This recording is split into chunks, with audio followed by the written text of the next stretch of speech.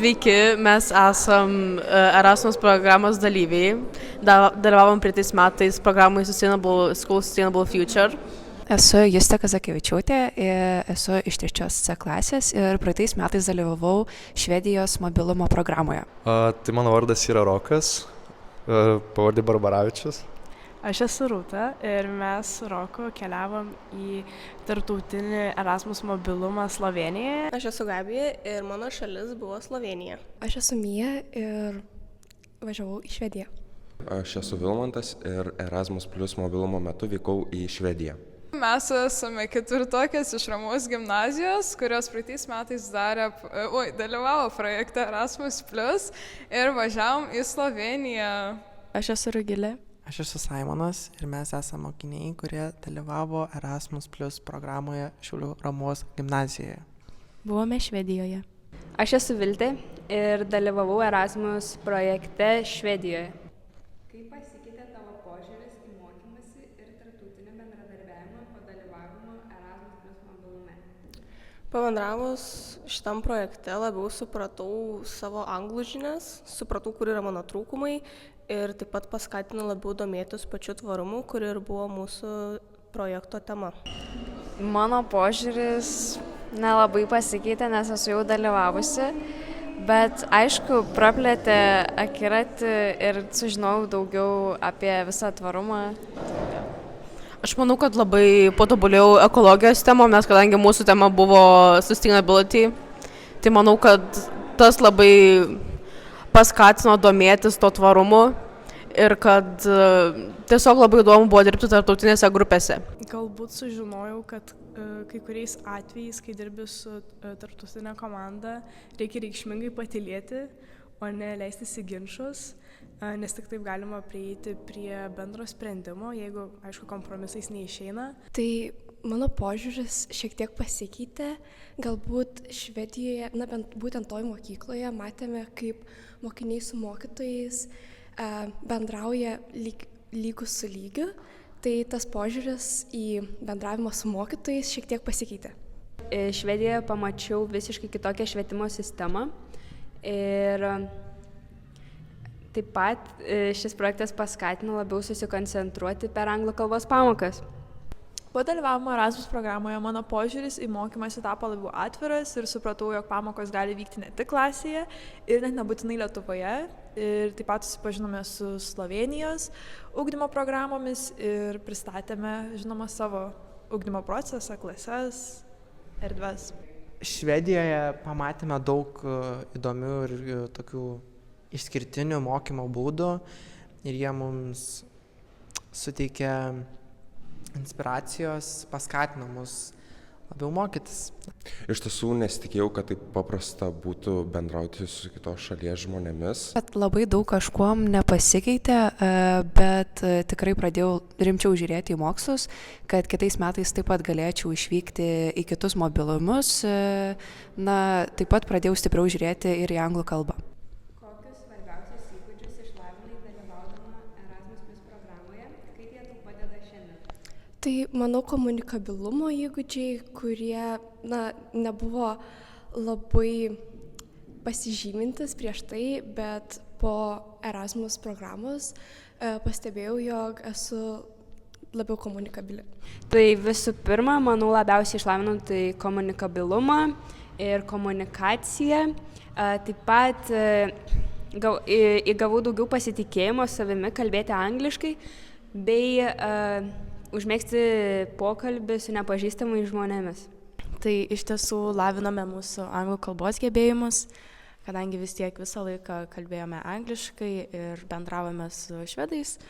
Taip pat laiko planavimo įgūdžius, kadangi turėjome žinoti, kada atsikelsime, kaip reikia nuvažiuoti, su kokiu traukiniu važiuoti iki mokyklos. Ir savarankiškumą taip pat lavinome, kadangi vis tiek gyvename be tėvų, gyvename savarankiškai, turėjome patys skaičiuoti savo pinigus, ką valgysime, kur keliausime. Tai aš pagerinau komunikacijos ir bendradarbiavimo įgūdžius, kurie ne tik yra praverčia mokykloje, bet ir kasdieniniam gyvenime ir daug lengviau užmegzti ryšius su kitais žmonėm būna. Iš tiesų labai išlavinau savo anglų kalbos įgūdžius. Tai dabar anglų pamokų metu kalbėjimai nebėra tokie baisus, galiu kalbėti ir net nepasiruošęs. Tai šiek tiek mane paskatino išeiti iš komforto zonos, tai paskatino man gal labiau drąsiau bendrauti su nepažįstamais. Savo anglų žinias irgi patobulinau ir visas projektas tiesiog privertė mane labai išeiti iš komforto zonos. Įgūdžius tai patobulinau savo komunikaciją, patobulinau savo gebėjimą spręsti įvairias užduotis ar sunkumus. Ir aišku, jie padeda ir mokykloje, ir šiaip aplamai gyvenime dabar. Aš manau, kad gal tiesiog ta komunikacija ir bendradarbiavimas su skirtingai žmonėm, nes tas vis tiek yra svarbiausia Erasmuse, kad tu susitinki žmonės, kurių nepažįsti ir turi su jais įveikti problemas.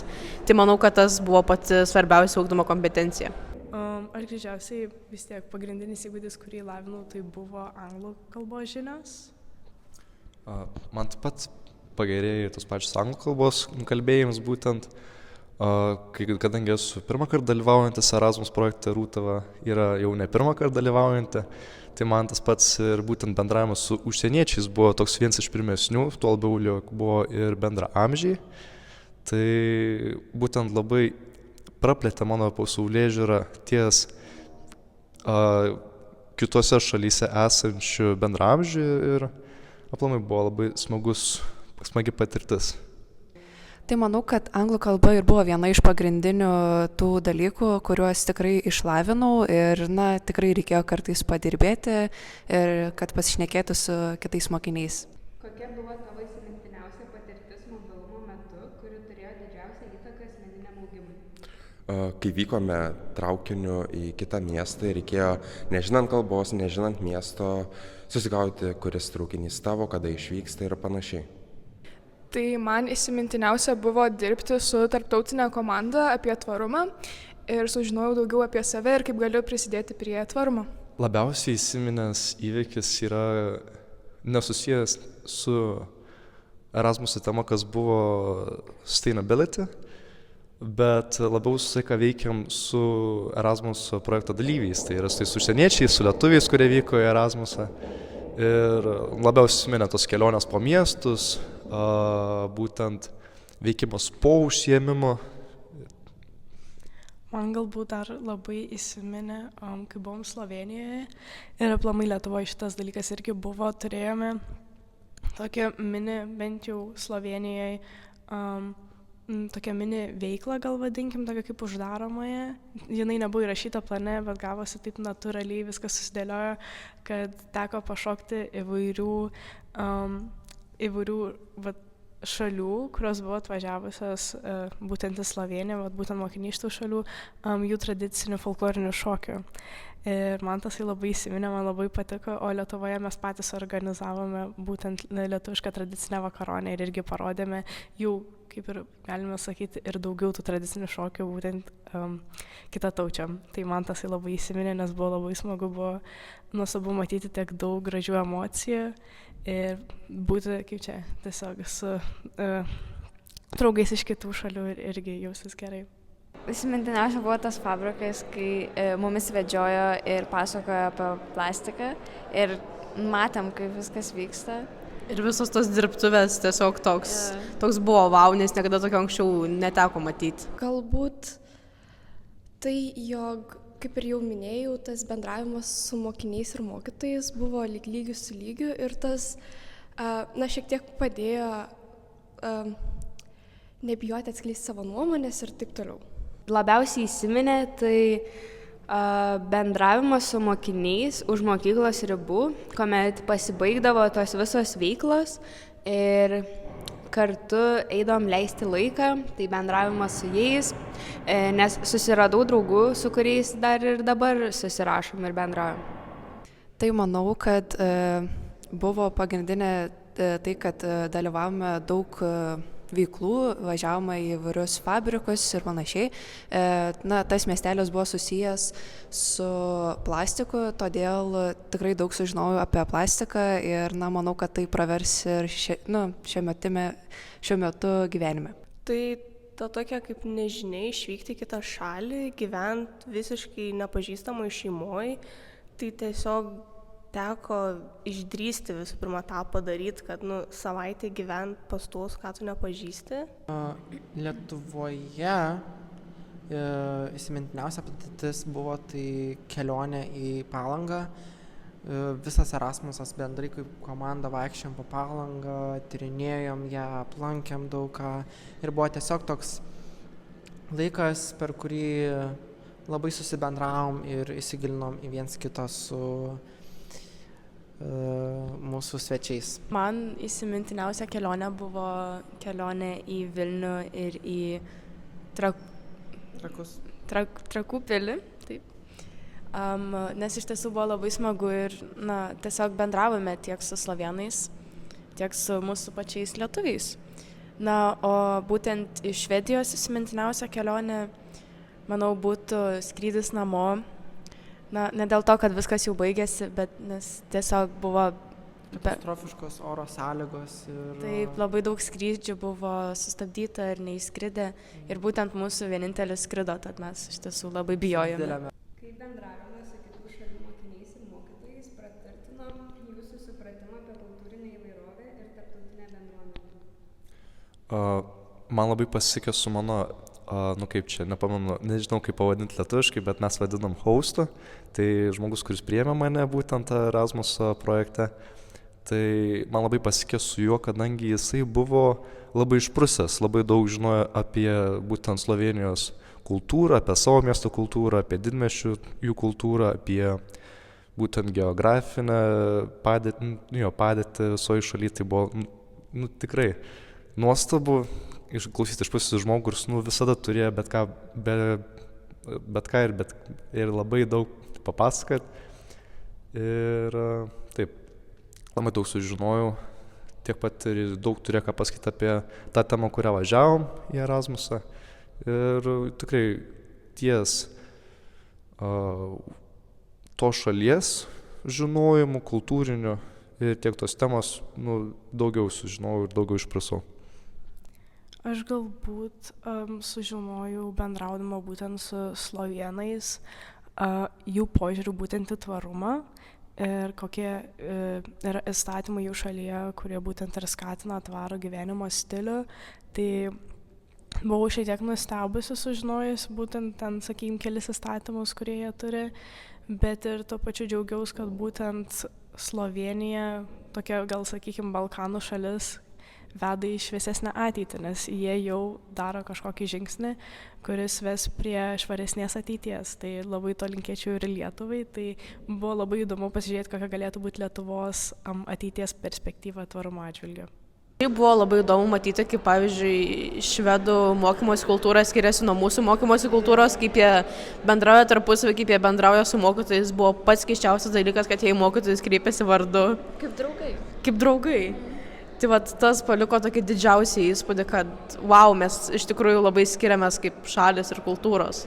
Tai manau, kad pastebėjau, kaip visi bendrauja bendrai ir mokytojai, ir mokiniai, ką jie veikia po pamokų. Tai manau, kad tikrai sužinojau labai daug apie jų kultūrą, ir iš asmeninių gyvenimų, ir iš mokyklinių. Tai sužinojau labai iš tikrųjų daug tradicijų būdama Slovėnijoje. Pamačiau, kaip mano, nežinau kaip ją pavadinti, pas kurią gyvenau, mačiau, kaip jos mama, net nežinau, tokia kaip rankdarbį darė, ten kažkokie kaip ir susiūlais, ten kažkokius, net neįsivaizduoju, raštus daryti, tai mane labai sudomino tokie. Ir iš pačių mokytojų, kaip jie pasakoja apie mokyklą, apie šalį, tiesiog labai sudomino ir tikrai, manau, daug išmokau apie Slovėniją. Tai jau kaip ir minėjau, tas bendravimas tarp mokinių ir mokytojų yra lygiai su lygiu. Ir tai tiesiog parodė, jog Lietuvoje tu turi gerbti mokytoją, o tenai, jeigu tu turi gerbti mokytoją, tai mokytojas tave taip pat turi gerbti. Iš tiesų pasirodė labai keista, kad kas pas juos yra priimtina, pas mus nelabai, tačiau kas pas mus yra priimtina, pas juos ne. Pavyzdžiui, kreipimasis vardais į mokytojus, tai čia labai nustebino, vos ne kaip draugai tie mokytojai labiau. Tai dalyvaudama šiame projekte supratau, kad egzistuoja daug kitokių įvairių kultūrų ir kad kiekvienai tautai jų šalis bus pati mieliausia. Bendraudami su užsienio atstovais mes susipažinome su kita kultūra ir turėjome galimybę prisiliesti prie jos ir susipažinti su ją artimiau, nes turėjome tiesioginį kontaktą su tos šalies atstovais ir buvo be galo įdomu sužinoti, kaip Švedijoje vyksta mokymas, kokios pas juos yra tradicijos, kokios yra lankomos vietos, kokios yra šventės. Tai va. O Rugilė, turi dar ką nors pridurti? Ne. Tai susibendravau dirbant grupėje su vokiečiais ir švedais, su kai kuriais dar ir šiandien palaikom ryšį. Tai taip pat buvo labai įdomu sužinoti jų kultūrą, tradicijas. Taip pat švedai buvo mums paruošę savo fiką. Su kokiais iššūkiais susidūrė dalyvaudama mobilume ir kaip juos įveikė? Manau, galbūt tai, jog nelabai, bijojau bendrauti su kitais mokiniais iš programos. Aš įsidrąsinau ir tai padėjo man gyvenime toliau. Tai tikriausiai didžiausias iššūkis dalyvaujančiame projekte buvo kalbos barjeras, nes šiame projekte reikia kalbėti anglų kalbą, todėl būna kartais, kad užstringa koks žodis ir tenka pasinaudoti vertėjo paslaugomis. Manau, kad vienas iš didžiausių iššūkių tai buvo nepasiklysti, bet tam yra visokie Google Maps ir panašiai, tai manau, kad tikrai įveikėm šitą problemą ir daugiau tokių iššūkių, tai nebent anglų kalba irgi, kad buvo su kai kuriais sunkiau sukontaktuoti. Tai man pasitaikė toks, manau, išskirtinis atvejis, kai man tuo metu, būtent kai pas mumis turėjo atvažiuoti, man atsirado labai svarbios varžybos ir iš pradžių galvojau, kad tai bus labai didelis iššūkis, bet pasitelkiau savo draugus ir paprašiau, kad, kai man reikia treniruotis, kad jie pažiūrėtų kuri pas mane turėjo gyventi. Ir manau, kad tiesiog norint viską padaryti, labai lengva įveikti, jeigu tiesiog yra įdėta noro ir darbo į tai. Tai vienas iš didžiausių iššūkių, kuriuos būtent aš patyriau, tai yra tai, jog tiesiog buvo gana didelė baimė kalbėti angliškai. Ta mintis, kad galbūt nesusikalbėsime su projekto atstovais, šiek tiek baugino. Tačiau tiesiog perlipau per save ir kalbėjau ir susikalbėjau. Visiškai sutinku su Rugile, didžiausia baimė atvykstant švedams, vokiečiams, tai buvo, jog neišeis susikalbėti angliškai, visą laiką turėjau tą mintį galvoje, kad galbūt ką nors ne taip pasakysiu, galbūt jie nesupras, ką aš norėjau pasakyti, bet svarbu yra bandyti ir daryti, nes vis tiek kažkas gausis, o jeigu nieko nedarysi, tai nieko ir nebus. Labai teisingai. Tai pagrindinis iššūkis buvo susirasti, kuris traukinys ir kuris maršrutas tinka mums, kadangi reikėjo iš to miestelio, kuriame gyvename, važiuoti į tą miestelį, kuriame yra mokykla. Nebuvo? Nebuvo. Viskas čiki-piki buvo. Ar dalyvavimas programoje paskatino tave planuoti tolimesnės studijas ar karjerą užsienyje? Ir prieš Erasmuso dalyvavimą ir po, vis dar galvoju apie studijavimą, norėjau studijuoti arba Danijoje, arba Švedijoje, todėl ta mintis vis dar išlieka. Ir tai padėjo, kad dalyvavau Švedijos Erasmuse, tai ta mintis vis dar išlieka ir tikrai padėjo nuspręsti daugmaž. Tai visą laiką svajojau studijuoti užsienyje, o nuvykus į Erasmus programą, tas noras tik padidėjo ir esu užtikrinta, kad tikrai noriu studijuoti užsienyje. Taip, tikrai sudomino labiau domėtis užsienio studijomis ir gal net ateityje tai pabandyti. Ir universitete dalyvauti Erasmus programą. Aš visada svarsčiau apie tą galimybę išvažiuoti į užsienį ir toliau gal net mokytis su Erasmus programa, bet dar iki pat galo neįsivaizduoju. Aš kažkaip vis laik turėjau tą idėją mokytis užsienį ir man tas šalių pažinimas per Erasmus Plus programą labai praplėtė akiratį apie mano studijavimo galimybės užsienį, nes dėl kultūros, dėl šalių pažinimo, tai manau, kad labai padėjo išsiaiškinti.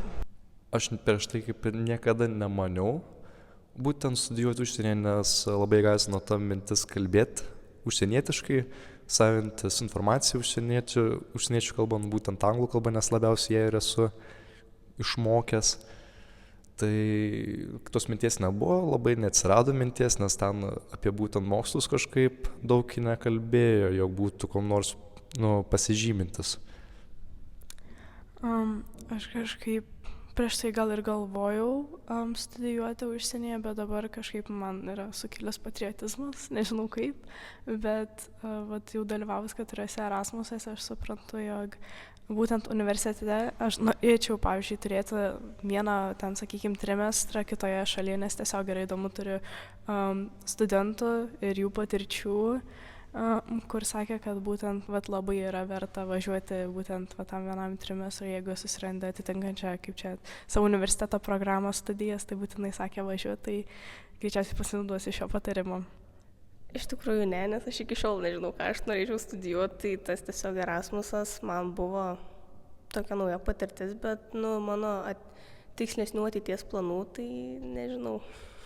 Iš tiesų apie tai pagalvojau, tačiau labai sudėtinga tai yra, tačiau karjera užsienyje tikrai labai realus variantas. Tai paskatino, tikrai norėčiau studijuoti arba bandyti stoti į užsienį dėl skirtingų dalykų. Vienas iš jų galbūt nemokamas mokslas, kur Lietuvoje, jei tu netaip gerai išlaikai egzaminus, tu turi, jeigu tikrai nori stoti ten, tu turi mokėti už mokslą. Ir galbūt pavyktų kaip nors įstoti kur nors į, tarkim, Angliją ar Daniją. Asmeniškai visą gyvenimą norėjau ir dar dabar noriu studijuoti būtent Lietuvoje, tad projektas tiesiog padėjo suvokti, ant kiek aš noriu studijuoti Lietuvoje. O man tai nesukėlė didelių pagundų studijuoti užsienyje, tačiau davė idėją, kad yra toks variantas kaip studijos užsienyje. Pavyzdžiui, tikrai mane sudomino studijos Danijoje, kadangi jos yra ten nemokamos ir yra didelis pasirinkimas ir labai geros sąlygos studentams, tačiau vis tiek linkstu link to fakto, jog gimtojoje šalyje studijuoti būtų geriausia.